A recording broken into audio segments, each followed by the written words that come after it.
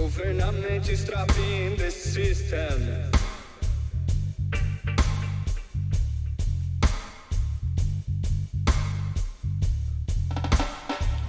All right, we're going to be tying a beefed up version of a Griffith Gnat. This is a size 16, and the reason why I'm doing a size 16 is to kind of split the difference. I want something that's going to be large enough that can suspend a lightly weighted tungsten bead fly, one I'll be tying next week to act as an indicator fly, but also small enough so where you do have clusters of midges, this is going to be still small enough and it's going to still look like a small clump or cluster of midges. So what I mean by that is it can suspend a fly, a lightweight nymph, but also it can still take fish on the surface when fish are eating midges on the surface. So this is going to be a size 16 hook. We have a 12-aught tie-in thread. And the hackle we're going to be using is this. We're going to be using a size 14. We're going to over hackle this just a little bit, oversize the hackle. For one reason is stability. As an indicator fly, I want a fly that wing post, the high vis wing post is going to be standing straight up. If the hackles are a true 16 on this 16 hook, it's not going to have the stability. It's like a canoe versus like a raft or a drift boat. Canoes will float, you can stand up on it, but they're kind of tippy and you don't want to tip over the canoe. So with this fly, I'm going to use an oversized hackle, so it's going to go from a canoe kind of silhouette to more of a drift boat where it's going to be a little bit wider and it's going to have that stability and it's going to be able to suspend lighter weight flies. And that's what I do a lot on my smaller midge patterns or smaller dry fly patterns that I intentionally use as indicator flies. So we're going to tie this in here, a couple good secure wraps, and we're going to use just 3 strands of peacock curl. You can use dubbing, peacock ice dub, Yan Saman, but I still like peacock curl.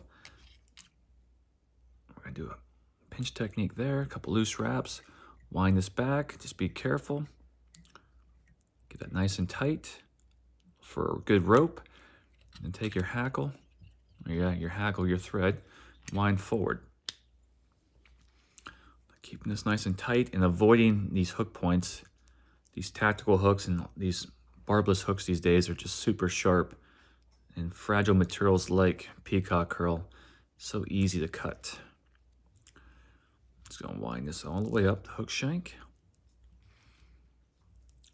The key here is we are gonna be tying a good clump of CDC on the front end. What I don't want to do is I don't want to crowd this eye. So give yourself at least an eye's width of space right here. Come from behind, secure that. I'm just gonna do one whip finish, just security purposes. All right, we're gonna trim this. Hear my dog in the background chewing on probably the strands of peacock curl that I've thrown in on the ground from the past. All right, now we're going to take our oversized hackle and we're going to come up. We're going to start winding. And remember, as an indicator fly, I may want to add just a few more wraps to give this a little more floatability. And this is also a great fly that you can skate on the surface. Remember, often when you see midges coming back to the water to lay their eggs, as you see with a lot of insects, they'll skate. They'll kind of use that skating motion to kind of pull the eggs off their body and deposit into the water. So when I see midges kind of coming back and laying their eggs, I like a fly with a little bit of hackle, something I can actually skate on the surface. And that's why I still like the Griffith Gnat. I think the Griffith, or not the Griffith Gnat, but the elk-hair caddis, Al Troff's original elk-hair caddis is just a great one anytime you're trying to skate caddis on the surface. And I do the same thing here with the Griffith Gnat. When I'm trying to skate this fly, I like the hackle flies. Okay, we're gonna do a couple wraps here. Now we're gonna trim both top and bottom. Use a pair of straight edge scissors here, trim. Your wing post, it can vary. You can use whatever you want. I like CDC. It just seems to be just softer, land softer, a little more delicate on the water. When you're fishing midges in wintertime with the lower flows, it just seems like it just kind of just lays out there, just nice and softer compared to some of the other materials. Yeah, I may be completely off my rocker, but I like the CDC. And then the other thing I like about CDC is when you're using dry desiccant, when you're trying to float the fly, but the white desiccant kind of sticks and shows a lot better on the CDC, and I think it provides a better indicator fly. The other thing about your wing post is your colors. Like right now we have lots of snow, and we've been having some sunny days, and when you have snow and sun, you get immense glare and just difficult conditions to look on the water to find your fly. And in those conditions, I like a wing with a dark color. So like black, brown, dark dun, but something that's going to cut through that glare and create a nice silhouette against that kind of that glare, or in many cases, that white background. So because of that, I'm often going to be using black. For normal conditions, I'm going to use a fluorescent color. And here, this is just a fluorescent pink CDC. We're going to tie in, this is just 2 fibers, tips together. We're going to lay this right on top here. We're going to do a little trimming afterwards. Just 1 pinch right behind, and then 2 pinches right behind the eye right here.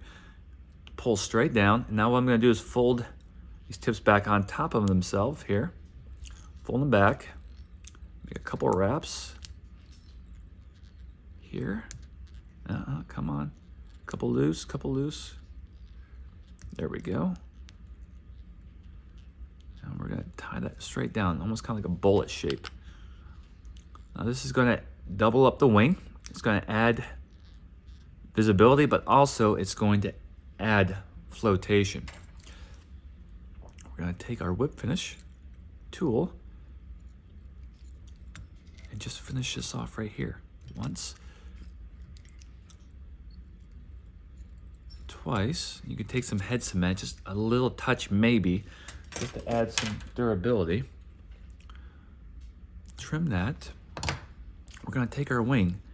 And remember the rule with wings, it's always easier to take off than it is to add on. So I'm just going to intentionally you might want to leave this a little bit longer.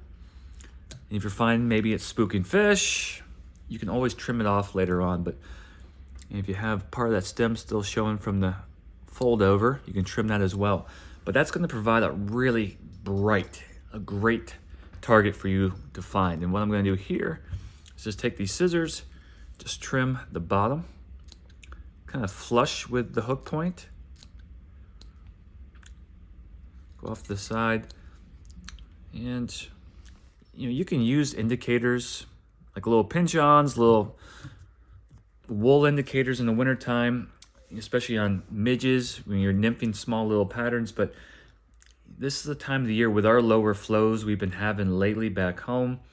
When the midges have been coming out, there has been really good dry fly action. And then when I'm uncertain, when I'm not really sure what approach to use, whether nymphing or dry fly fishing, I'm just going to split the difference, and I'll use this dry dropper approach, and I'll use this as my main indicator / dry fly, and then I'll drop a little tiny midge pattern, and I'll show you how to tie one of my favorite midge patterns next week coming up. And this is just a really nice duo, as they call it over across the pond, for a dry fly / indicator fly. So there you have it, just a little beefed up version of a Griffith Gnat to be used as a single dry fly or as an indicator fly.